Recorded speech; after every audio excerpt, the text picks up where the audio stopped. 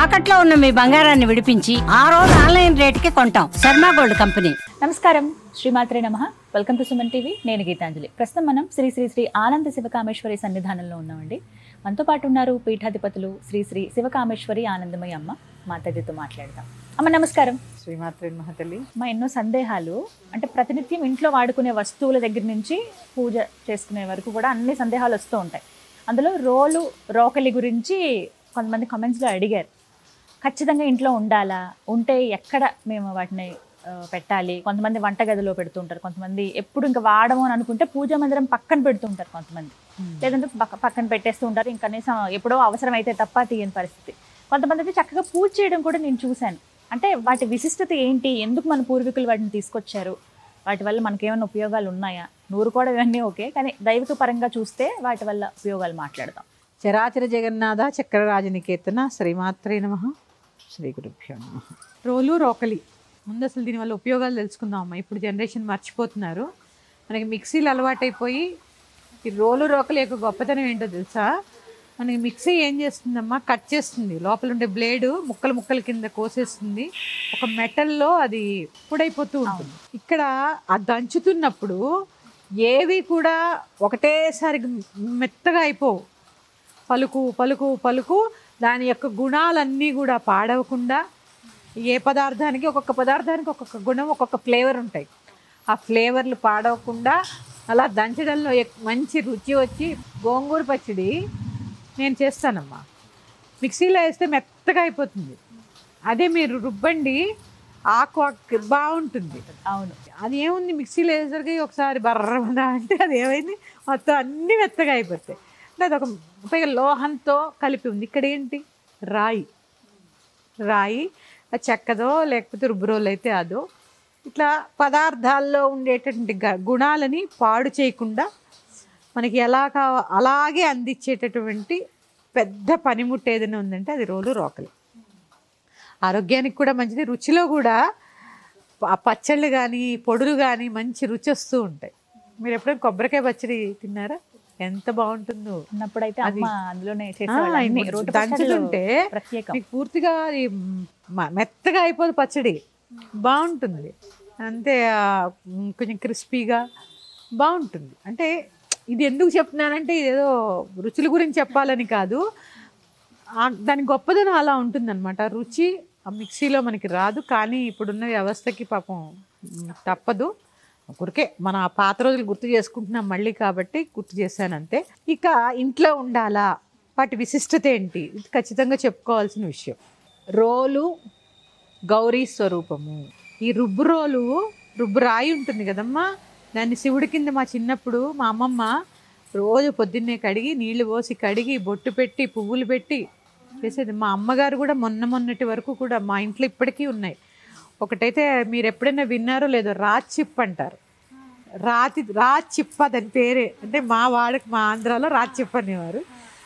ఆ రాచిప్పలు ఇట్లా భూమిలో పాతేసి ఉంటాయి. దాంట్లో కొంచెం ఉప్పు నూరుకునేవి, ఇంకా అలాంటివి కొన్ని ఈ రాచిప్పల్లో ఉప్పు పోసి పెట్టుకునేవారు. ఎన్ని సంవత్సరాలైనా ఆ ఉప్పు మామూలుగా మనకి తడి తగులుతూ ఉంటుంది. రాచిప్పలో పోసింది బాగుంటుంది, పాడవదు. రాచిప్పలో పులుసు పెట్టేవారమ్మా, అది గిన్నెలా ఉంటుంది రాయిది. అసలు ఆ పులుసు పెడితే పొయ్యి మీద ఎంత బాగుండేదో. నా దగ్గర ఉంది, రుచులు అలాగే ఉంటాయి. దాని అంటే ఔషధీయ గుణం ఆ రాయిలో మరిగి ఇవన్నీ కూడా అంటే రుచులకు సంబంధించినవి, అంటే ఆహారానికి సంబంధించినవి కాబట్టి రుచులు కూడా చెప్పుకోవాలి. ప్రత్యేకించి రోకలి గౌరీదేవి యొక్క స్వరూపము. వాటిని కాలితో తన్నడం కానీ, వాటి మీద కూర్చోవడం కానీ, ఎక్కడ పడితే అక్కడ చీపుర్లు తగిలేలా పెట్టడం కానీ, బాల్కనీలో పడేసి చీపురు ఇలా కడగడం కానీ ఇలాంటివి చేయకూడదు. ఈ రోకలి గురువారం శుక్రవారం సమయాల్లో తెచ్చుకుంటారు. తెచ్చుకున్నాక కూడా చక్కగా వాటిని కడిగి, పసుపు రాసి, బొట్టు పెట్టి దానికి వినాయక పూజ చేస్తారు తెలుసమ్మా. చేసి పూజ చేసి, ఎందుకంటే చెప్పాను కదమ్మా, మన ఆహారమే మన శరీరము, మన మనస్సు, మన బుద్ధి. అంత గౌరవం ఇచ్చేవారు కాబట్టి పూర్వీకులందరూ అంత ఆరోగ్యంగా ఉన్నారు. కాళ్ళు పెట్టి తన్నడం ఇలాంటివి చేయకుండా అవకాశం ఉంటే చక్కగా తెచ్చి పెట్టుకోండి. ఇప్పుడు అంతా వింటేజ్ అంటున్నారు కదమ్మా. నిజమమ్మా, ఇప్పుడు మళ్ళీ వచ్చాయి కూడా పాతకాలం వంటలు, రోటి పచ్చళ్ళు ఫేమస్ అని చెప్పి మళ్ళీ తెచ్చుకుంటున్నారు. చక్కగా చూడండమ్మా, అలాంటివి దంచడం వల్ల ఈ రోకళ్ళు, ఈ చేతులు ఇలా ఇలా ఆడి, పూర్వం ఎవరికి స్పాండిలైటిస్ ఉందమ్మా, ఇట్లా దంచడం వల్ల ఎంత ఎక్సర్సైజ్ అయ్యేది. ఇప్పుడు ఓన్లీ పెళ్లిళ్ళప్పుడు పసుపు దంచేటప్పుడు మాత్రమే అవి రెంట్కి తెచ్చుకుంటున్నాం. అది కూడా ఇప్పుడు చూసారా, పసుపు దంచడం అంటే ఆ శుభానికి సంకేతంగా ఆ రోలు రోకల్ని మనం వాడతాము. దానికి పసుపు కొమ్మ కడతారు, పెళ్లి కూతురుని చేసినప్పుడు దానికి అలంకరిస్తారు, పసుపు కొమ్మ కడతారు, పసుపు రాసి బొట్టు పెడతారంటే గౌరీదేవి యొక్క స్వరూపము రోలు రోకలి. అందుకని ఉన్నవాళ్ళు చాలా జాగ్రత్తగా వాడుకోండి, ఎందుకంటే ఇంక మళ్ళీ దొరకవు. పూర్వం అయితే దొరకవమ్మా, అవి రాతితో చేసినవే శ్రేష్టం. ఇప్పుడు చాలా వస్తున్నాయి పాలరాయి ఇవని ఇవని అవని, కాదమ్మా, ఆ రాయి మీద దంచుతూ ఉంటేనే దాని రుచి, ఆ రాయి మీద అరగదీస్తూ ఉంటే దాని రుచి. అందుకని ఆ రాతివి మాత్రం మీ దగ్గర ఉంటే భద్రపరచుకోండి. అంటే కొన్ని రోజులకి మీ పిల్లలకి మ్యూజియంలో పెట్టి చూపించచ్చు అన్నట్టు. అంటే ఆ పాతవి మళ్ళీ వచ్చి వాడుకుంటే ఇంకా మంచిది. ఇది ఒకవేళ మీ ఇంట్లో ఉంచితే మాత్రము భక్తి శ్రద్ధలతో పూజ చేయండి. వాడుకోపోయినా నేను ఎక్కడ పెట్టాలి అని చాలా మంది, ఎందుకంటే కొంతమంది కౌంటర్ పైన, ఇప్పుడు వంట గట్టు పైన చిన్న వస్తున్నాయి చేయించుకుంటున్నారమ్మా. కొత్తగా ఇల్లు కట్టుకునేటప్పుడే ఒక వైపుకి చేయించుకుంటున్నారు స్టవ్ పక్కనే. కొంతమంది ఏమో చిన్నదైనా తెచ్చుకుని పక్కన పెడుతూ ఉన్నారు. మీరు అన్నట్టు గురువారం శుక్రవారం పూజ చేస్తారు. అటు తూర్పు ఆగ్నేయంలో కానీ ఇటు నైరుతి మూల కానీ ఉండాలి. అంటే దాన్ని పెట్టే వాస్తు ఎక్కడంటే నైరుతి కానీ తూర్పు ఆగ్నేయంలో కానీ ఉండొచ్చు. అంటే ఇటు ఈశాన్యం ఉత్తరం బరువు ఉండకూడదు, ఎందుకంటే రోళ్ళు రోకళ్ళు బరువు ఉంటాయి కదమ్మా, దాని ప్లేసు అక్కడ పెట్టుకోవడమే మంచిది.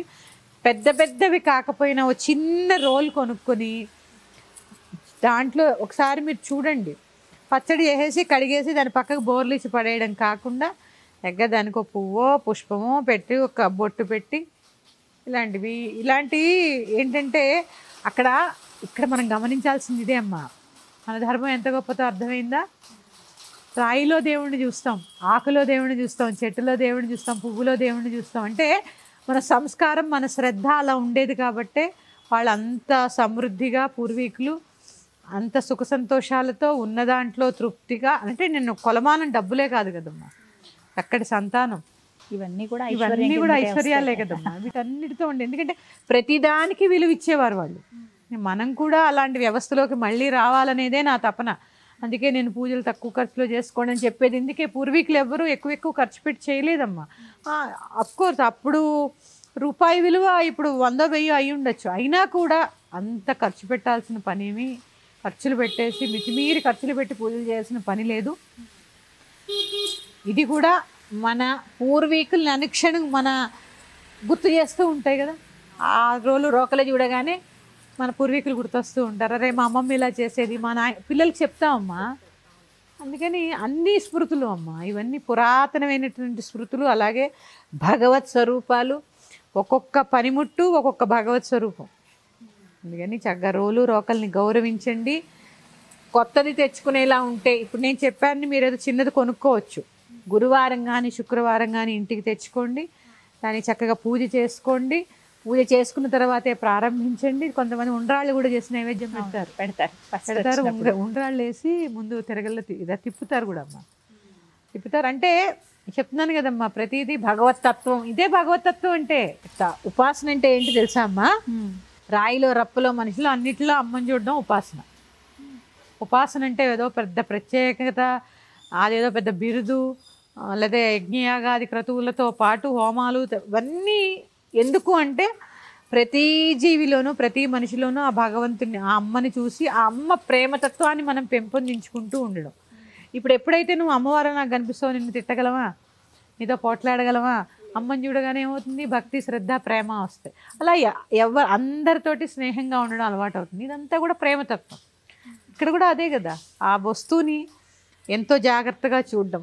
లక్ష్మి అంటేనే లక్ష్యం, ఎంతో లక్ష్యంగా చూడడం. ఎప్పుడైతే లక్ష్యంగా చూడడం మొదలు పెడతామో మనం వాడే వస్తువుని లక్ష్మి నడుచుకుంటూ ఇంటికి వస్తుంది. ఇలాంటి ఉంటే మాత్రం శ్రద్ధగా వాడుకోండి. చీపురు తగిలేలా పెట్టద్దు, కాళ్ళతో తన్నద్దు, దాని మీద కూర్చోవద్దు, కడిగే ప్లేసుల్లో పెట్టద్దు. చక్కగా ఈ రోజు వీలు కాకపోతే శుక్రవారం నాడైనా శుభ్రంగా కడిగి బొట్టు పెట్టి ఓ బెల్లం ముక్క నైవేద్యం పెట్టండి దానికి కూడా. ఎందుకంటే వాటికి కూడా ఆకలి తీరాలి కదా.